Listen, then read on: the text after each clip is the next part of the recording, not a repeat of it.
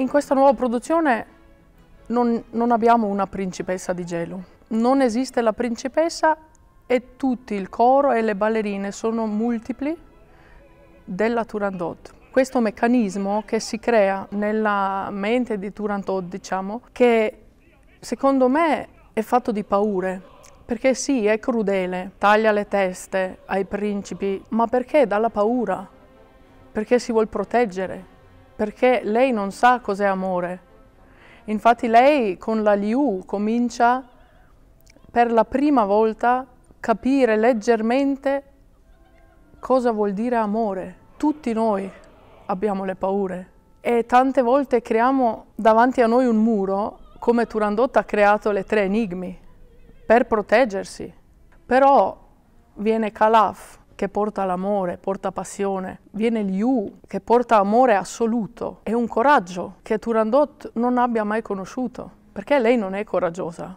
Ma con la Liu, quando lei per esempio dice tu che di gel sei cinta, già sconvolge Turandot perché pensa ma chi è lei? Come mai lei può avere tanto coraggio?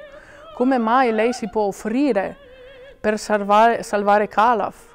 E alla fine salva anche Turandot, cioè me. Nella finale, quando muore, salva me. Cadono tutte le mie protezioni, tutti i miei muri, eccetera, eccetera. Cade tutto. E per la prima volta vediamo alla fine la Turandot che viene salvata dall'amore di Liu proprio.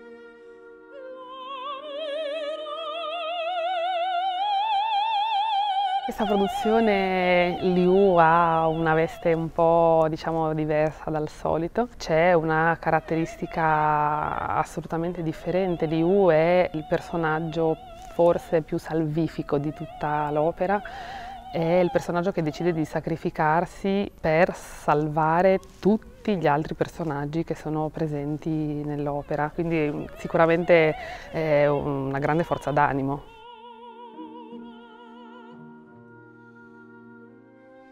Calaf è un personaggio in questa versione, diciamo, il più umano. Partiamo dalla base che Turandot è un'opera che il lemma principale è l'amore, circondato di altre sensazioni, la paura, la crudeltà, il sogno. Prendiamo quelle situazioni che noi umani abbiamo nella vita stessa.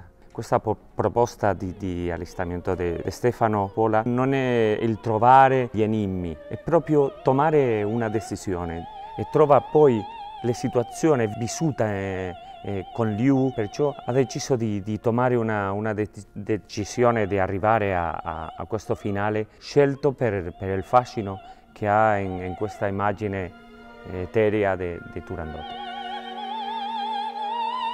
Dal punto di vista drammatico il personaggio di Liu cambia molto. Sicuramente è un finale dal mio punto di vista molto più intenso, perché noi non sappiamo che cosa andrà a succedere dopo.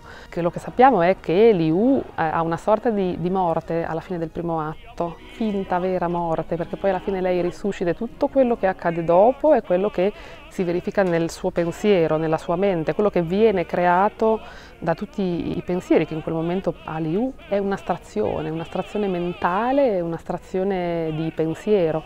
Quindi questo fa sì che quando poi nel finale tutti si aspettano la reale morte di Liu, in realtà Liu è già morta, è già risuscitata, ha già creato col suo pensiero la storia. Questo è di una forza vitale incredibile e secondo me è molto emozionante.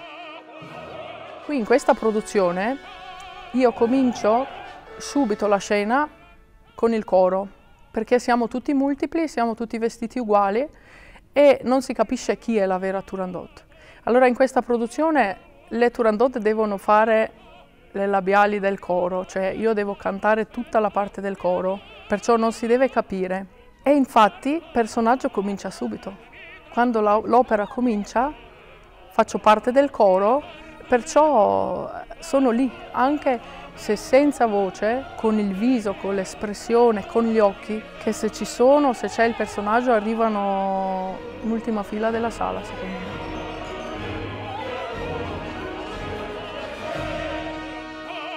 Calaf è un personaggio eroico in questo allestimento? Penso di no. È una persona normale, che ha sogni, che ha paura, che ha dubbi, si trova in un incubo che non è capace di controllare. Secondo me in questo allestimento arriva del pensiero che prende la maturità. Questa diventa Turandot, diventa quel sogno che lui ha. Perciò le domanda a Liu cosa devi fare per diventare una donna grande, per diventare moglie. E perciò è molto, molto bello alla fine che ci incontriamo con una mancanza di aria, con il finale della morte di Liu, perché non è così, muore, sino rinasce, come le farfalla, che c'è il piccolo muore e poi diventa una farfalla bella. E quello è l'immagine che io prendo per fare questo principe ignoto in questo allestimento.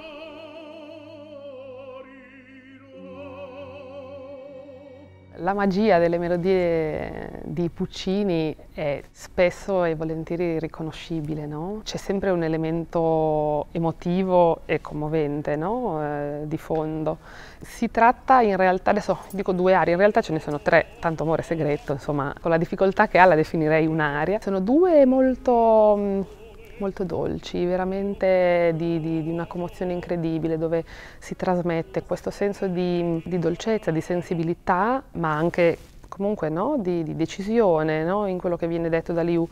E poi c'è l'ultima aria, che è quella decisiva, dove lei ormai sa quello che vuole fare, il gesto a cui è arrivata, quindi è un'aria di coraggio, no? Un'aria in cui lei esprime veramente, no?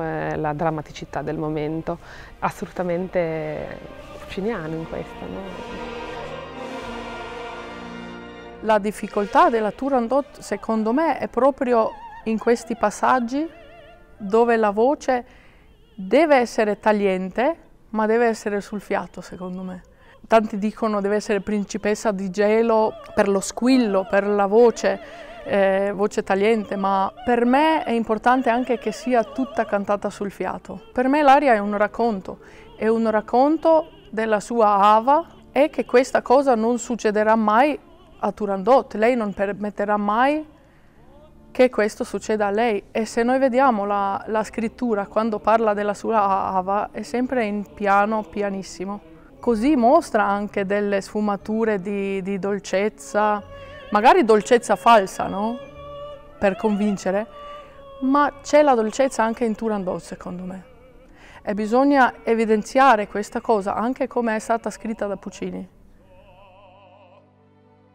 Possiamo considerare Nessun Dorma la grande aria di quel Novecento, è un'aria molto fatta, sentita per non soltanto l'opera, è un ruolo Calaf molto impegnativo perché siamo con una orchestrazione intensa e poi che è un ruolo che arriva da quasi le 2 ottave, diciamo che il tenore che deve avere la maturità, anche la vocalità per arrivare a questo ruolo e trova un'aria che è arciconosciuta, allora ti trovi con dare la tua interpretazione, diciamo il tuo fascino, il tuo carattere, la tua vocalità per fare non il meglio, ma un Nessun Dorma, diciamo, tuo.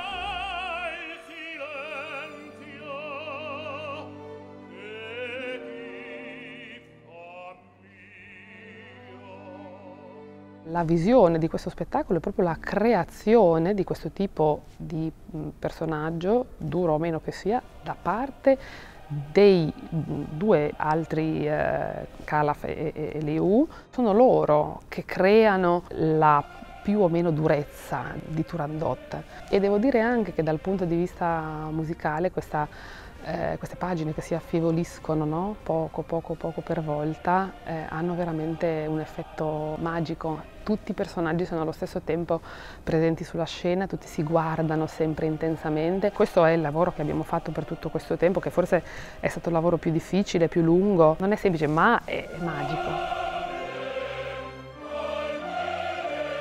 Qual è il momento più emozionante in questo allestimento per me? Allora, quel momento finale. E lui alla fine fa un addio a lei con un sorriso. E allora arriva il brivido e poi è un momento di profumo per respirare e volare.